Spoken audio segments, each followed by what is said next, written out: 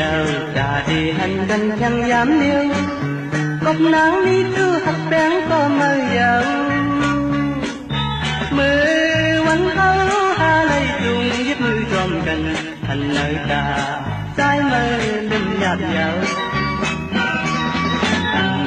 nhìn dầu qua mòn sự mò lạt hạt bén lên lòng tăng khắp hấu sự nay thời giờ lắm họ quán thứ này thì anh nghĩ dầu cả thành lòng đến sao con lặng cần còn nằm mới cho anh hành thì anh chứ có qua anh lấy mí quay nơi trời nắng giòn vui còn nghĩ lòng anh hành giờ ta đi kính lấy hạt tình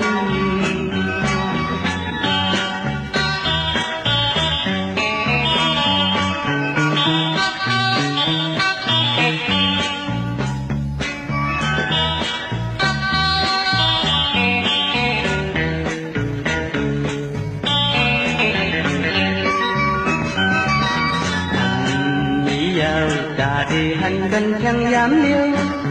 cốc nắng đi cứ hạt bén có mơ giàu